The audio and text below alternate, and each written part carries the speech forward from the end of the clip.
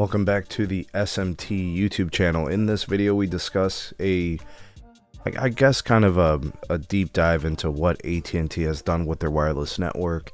We've heard them discuss Open RAN on multiple occasions in regards to the modernization process of their wireless network.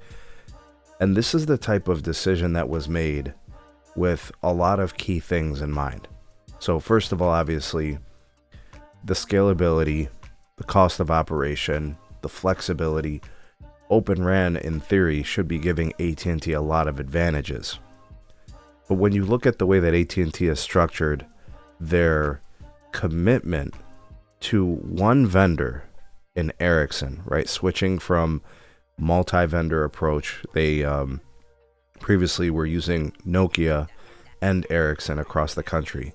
And then they shifted everything to Ericsson back in, I think, the end of 2023, maybe, if I remember correctly. Massive contract for Ericsson, a huge win. But how does that really help the Open RAN strategy when you shift from multi-vendor to single vendor? And not to say that that couldn't change in the future, but just based on that move, it does seem counter to going multi-vendor, right? So huge concerns are raised about, the leveraging, getting the best deals. You've stuck with one vendor, and 70% of the network is expected to be Open RAN on open platform by the end of next year. And all of that's great, and I'm not saying that that's not going to happen. And AT&T has been working to get more and more of their network upgraded as fast as possible. But that vendor lock-in concern, I think, is legitimate.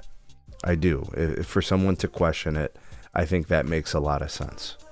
Just from a leverage standpoint, just from a flexibility standpoint, it's counter to the whole concept of Open RAN. I think really what this boils down to is somehow, some way, there must be cost savings for AT&T within the deal itself.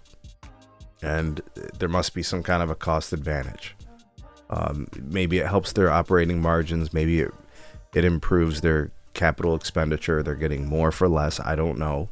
They haven't disclosed that. We don't have those details. But it makes more sense to go with a multi-vendor strategy. I mean, that's the whole premise of Open RAN. And AT&T, for their part, has shown, some milestones in leveraging Open RAN.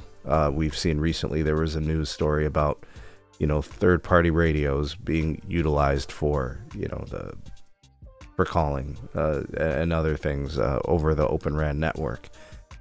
But when it comes to an industry-wide shift, the move is to be Open RAN. That is just 100% going to be across the industry. That's going to be how Verizon does it. That's going to be how T-Mobile does it. Open RAN will be something that all commercial networks will deploy. It fits the bill. Flexibility, scalability, cost of operation, leveraging deals, all that makes total sense. We're just still looking for answers as to how AT&T decided to go with just Ericsson for their radio vendor equipment while maintaining its Open RAN. Because when you say Open RAN, well, where are all the vendors?